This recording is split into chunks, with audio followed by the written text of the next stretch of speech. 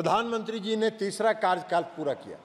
तीसरा कार्यकाल उनका प्रारंभ हुआ और इस देश की जनता ने तीसरे कार्यकाल के लिए उनको मत दिया, वोट दिया और पूर्ण समर्थन के साथ सरकार बनाने का बहुमत दिया। लेकिन पूरे चुनाव के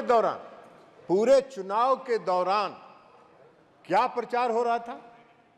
पूरे चुनाव के दौरान जो अभियान देखिएगा और जो खास करके विरोधी दल के नेता का आज जो भाषण था और उनके चुनाव प्रचार का जो भाषण था, अगर दोनों को मिला के देखिएगा तो लगेगा कि वही आज भी राष्ट्रपति के अभिभाषण पर नहीं, चुनाव के प्रचार में, पब्लिक मीटिंग में भाषण दे रहे हैं। इस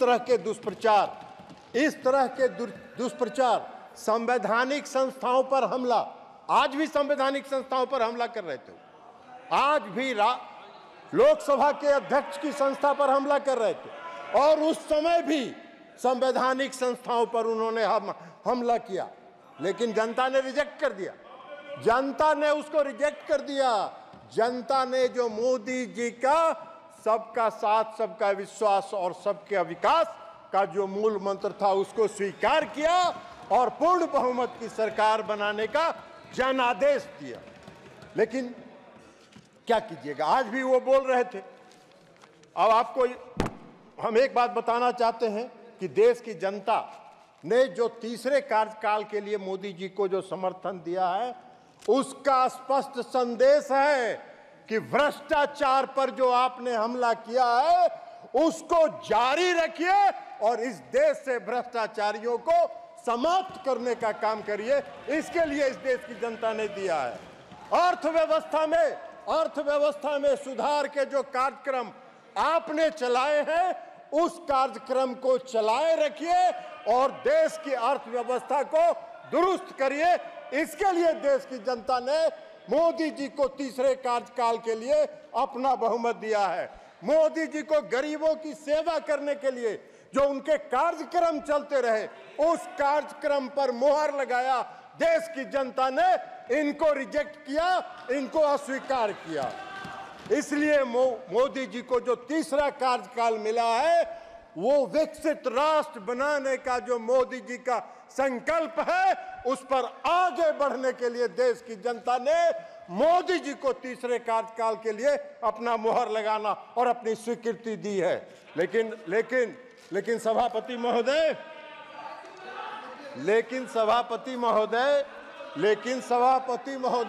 1971 का चुनाव हो रहा था। 1971 में इस देश में एक चुनाव हुआ था और उस देश में कांग्रेस पार्टी का नारा था, गरीबी हटाओ, देश बचाओ। जनता ने भरोसा कर लिया, जनता ने इन पर भरोसा किया। 1971 में इनको पूर्ण बहुमत से सरकार दिया। लेकिन 3 साल के बाद 1974 में इस देश में लोकनायक जयप्रकाश नारायण के नेतृत्व में आज तक के आजाद भारत का सबसे बड़ा जन आंदोलन हुआ, क्योंकि इन्होंने जनता से किए गए वादे को नहीं निभाया। और जब इनको लगा 1974 में जन आंदोलन जब चरम पर पहुंचा और सुप्रीम कोर्ट ने जब रायबरेली से श्रीमती इंदिरा गांधी के चुनाव को अवैध घोषित कर दिया, तो रातों रात देश में इमरजेंसी लागू हो गया। हम सब उठा के जेल में बंद कर दिए गए। मुझको याद है, मैंने देखा है, आपातकाल लागू हुआ। आपातकाल लागू होने के बाद क्या हुआ? सारे संवैधानिक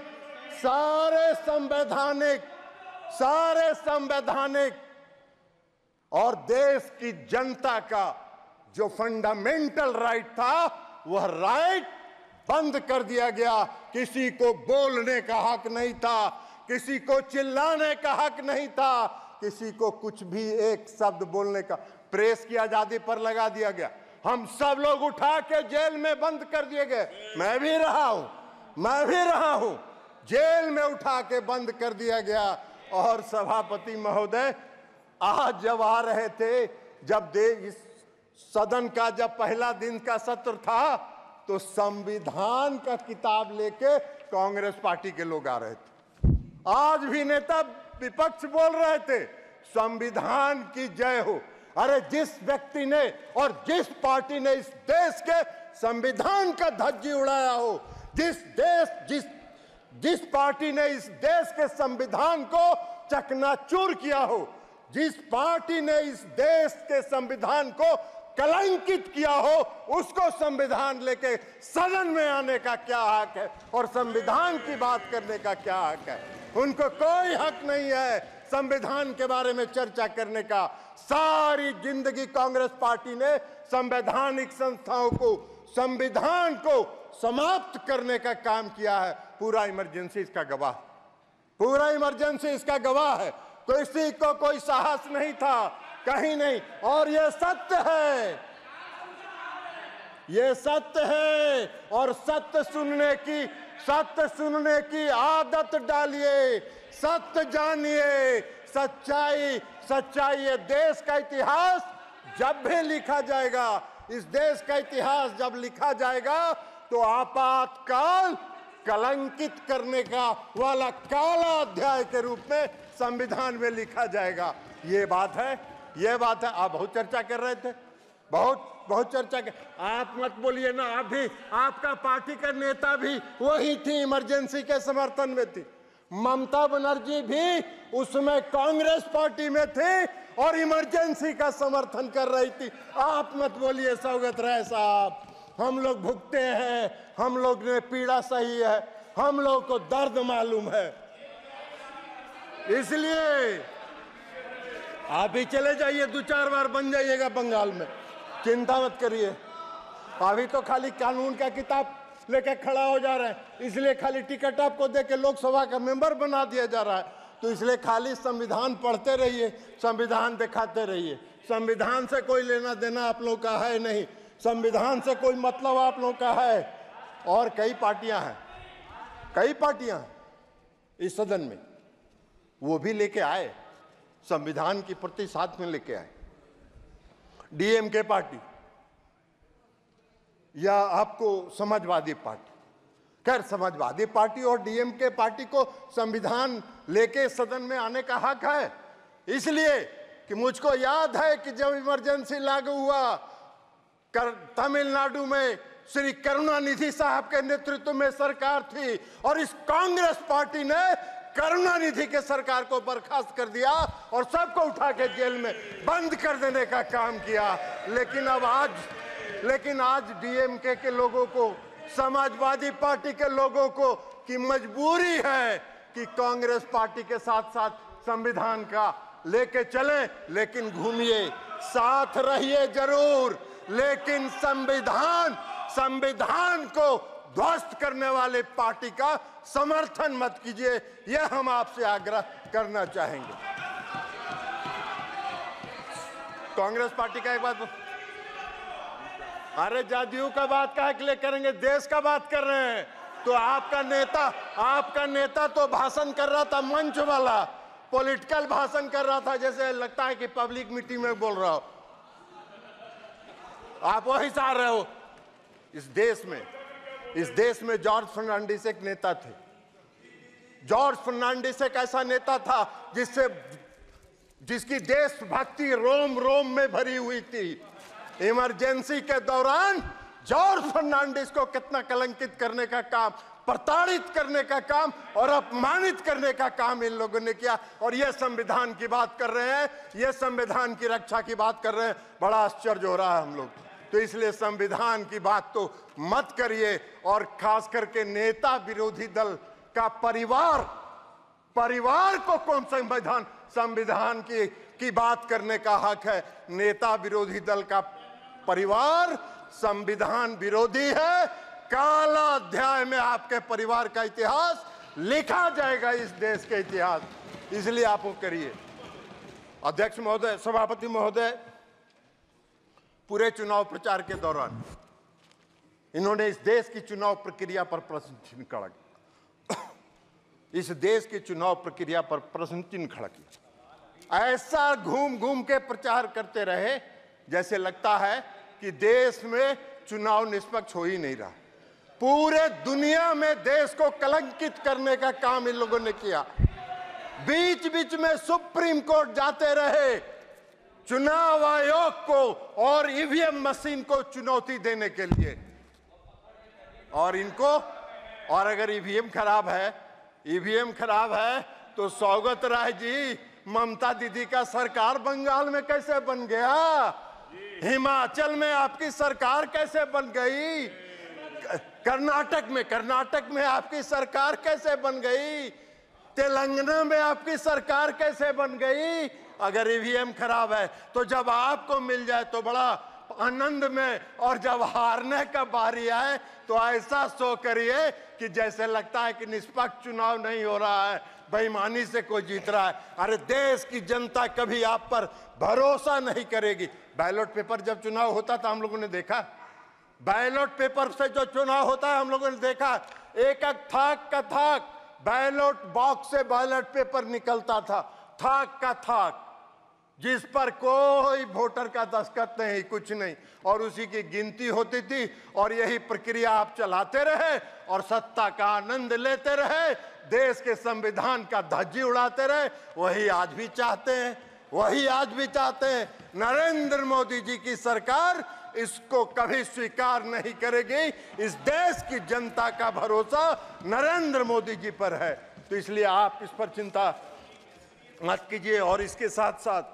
मैं आपको, और याद है ना, आपने देखा था, अभी बोल भी रहे थे, कोई स्पीकर बोल रहे थे, आप मोदी जी पर आरोप लगाते हैं कि संविधान की धज्जी उड़ा रहे हैं। कौन से संविधान की धज्जी उड़ा रहे हैं? अरे मोदी जी तो जिस दिन एनडीए की बैठक थी, इस बार तीसरे कार्यकाल में भी, तो मोदी जी जब संविधान सभा के सेंट्रल हॉल में आए तो सबसे पहले उन्होंने जाके देश के संविधान का नमन किया। और जिस व्यक्ति ने देश की संविधान का नमन करके अपने नेतृत्व पर और देश की बागडोर संभाली हो, उससे संविधान को खतरा नहीं है। संविधान को खतरा है तो आपसे है, कांग्रेस पार्टी के से है, और कांग्रेस पार्टी संविधान विरोधी रही है और रहेगी। प्रधानमंत्री जी ने कई योजनाएं चलाई, पीएम किसान निधि योजना, और जो आज विकास का दर है, ये दर आज हम 5वें नंबर पर थे, हम अर्थव्यवस्था में 11वें नंबर पर थे, और हम 10 वर्ष में 5वें नंबर पर आ गए। और मोदी जी का लक्ष्य है, मोदी जी का संकल्प है, आदरणीय प्रधानमंत्री मोदी जी ने घोषणा किया है कि 5 वर्षों में सब दिए थे। अरे सब बता रहे हैं, आपको बता दिए हैं, आपका वही चरित्र है। अभी उनके साथ घूमिए, नेताजी की आत्मा ऊपर से रो रही होगी। अरे नेताजी की आत्मा रो रही होगी। 11वें स्थान पर था, आज अर्थव्यवस्था 5वें स्थान पर है, और मोदी जी का संकल्प है कि 5 वर्षों में तीसरे स्थान पर पहुंचाएंगे। अकेले भारत का जो योगदान है इस दुनिया के विकास दर में, वह 15% है। यह मोदी जी की सरकार की उपलब्धि है, आपके सरकार की उपलब्धि नहीं है। इसके अलावा आज यहाँ प्रहलाद जोशी जी बैठे हैं, रिन्यूएबल एनर्जी देख रहे हैं। ये रिन्यूएबल एनर्जी आने वाले समय में इस देश में अगर ऊर्जा पर और बिजली के लिए अगर आत्मनिर्भर होना होगा तो रिन्यूएबल एनर्जी पर ही, वही एकमात्र स्रोत है जिस पर आपको आत्मनिर्भर होना होगा। थर्मल से आपकी जरूरतें पूरी हो सकती हैं, अभी तत्काल लॉन्ग रन के लिए वह उचित नहीं है। और जो पीएम सूर्य घर मुफ्त बिजली योजना प्रधानमंत्री जी ने चलाई है, उससे इस देश के बिजली का उत्पादन सोलर प्लेट के माध्यम से बढ़ेगा, और जब बढ़ेगा तो देश बिजली के क्षेत्र में आत्मनिर्भर होगा। और थर्मल से आपकी जो उसके ऊपर जो आपका